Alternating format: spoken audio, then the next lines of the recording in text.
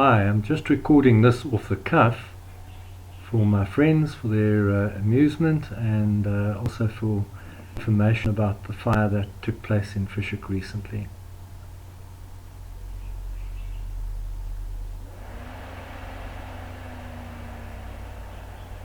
Fish Hoek Beach is one of my favorite haunts. I go there to take photographs. I also swim and do a bit of body surfing.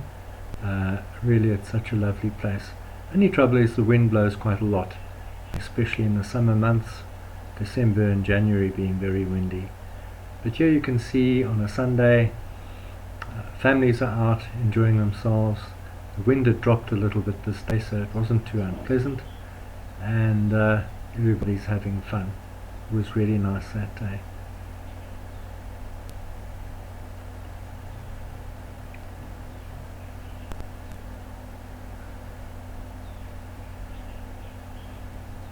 I haven't scripted this, I'm just telling the story as it unfolds.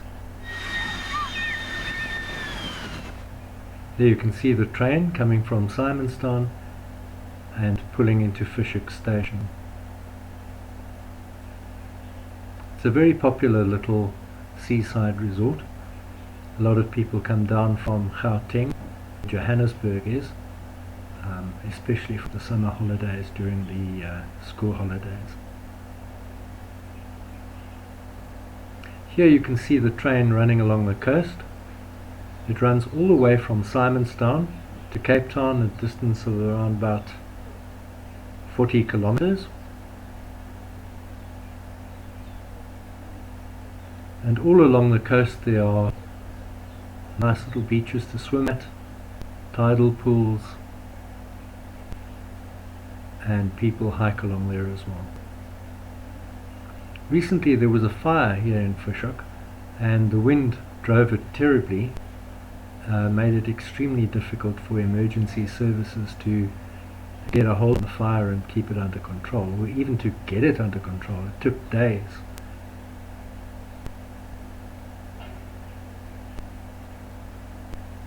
Numbers of people evacuated their homes, and the police had to come in to prevent people from ransacking the houses that were now empty. This is my friend Brent. We went up the mountain to see if we could help folk who were evacuating. We were not in immediate danger in our house. You can see from this clip how chaotic it was.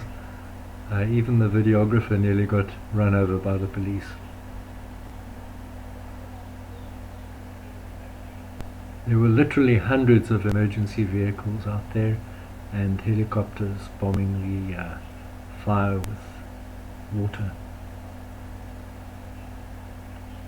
During the first day the wind was so strong and was driving the fire so hard that they had to take the water for bombing the fire. They had to take from one of the lakes nearby. They couldn't get into the sea because the swell was so high.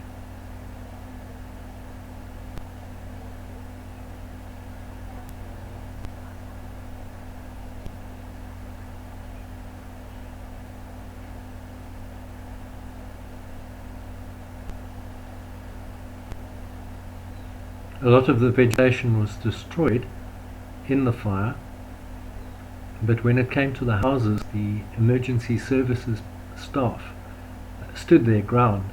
They were extremely brave and very effective in what they did in protecting people's property.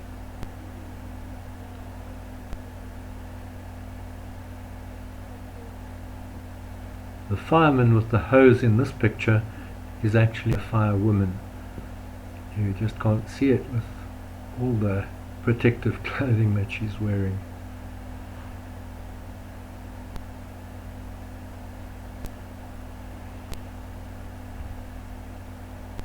This time some of the lower slopes had come under control, but the fire raged for another 2 days after this. You can see how strong the wind was. It nearly knocked me and my tripod over on numerous occasions.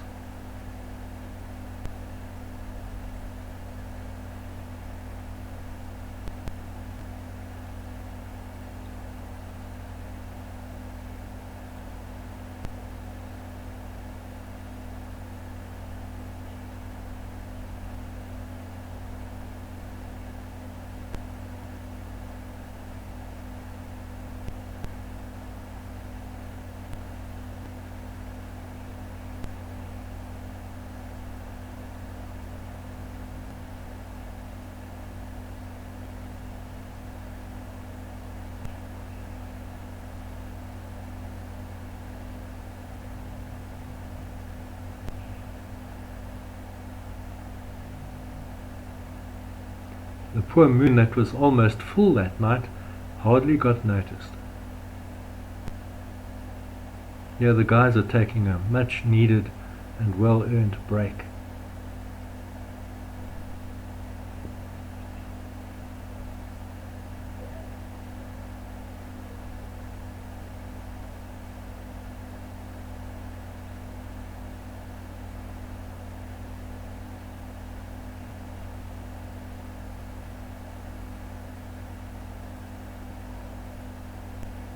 They worked right through the night.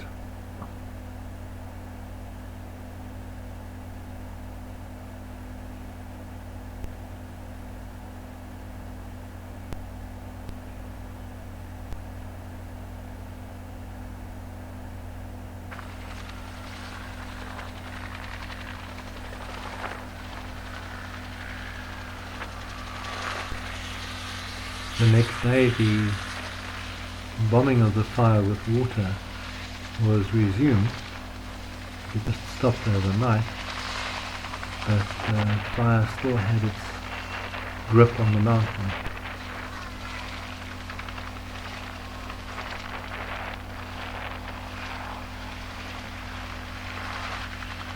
As one chopper left with its payload of water, the next one came around in a full circle and took over.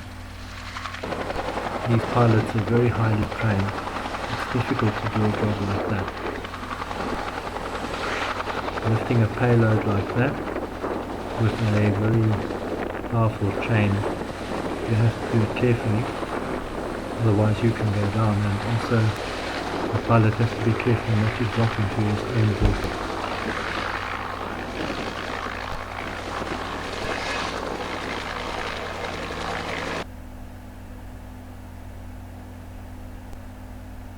The wind is extremely strong and that kind of thing is dangerous. A chopper pilot was lost last year in a similar operation.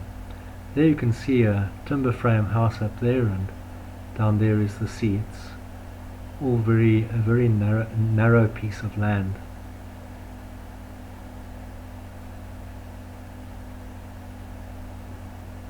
The next day people that had evacuated the night before started to come back.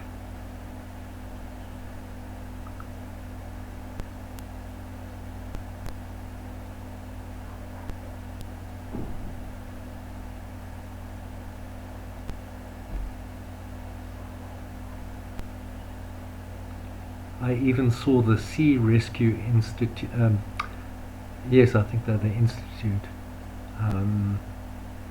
coming to help out. Here I took my camera for a joyride the next day, and I was particularly interested in visiting a house that had been heavily under threat the previous night.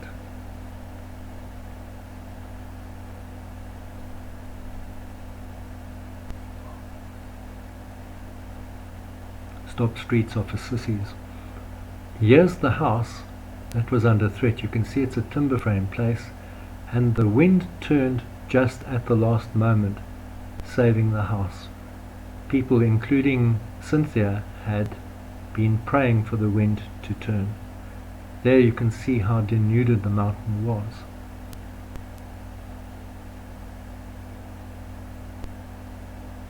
And here's one of the houses that were under threat. What a miracle that many houses were not destroyed.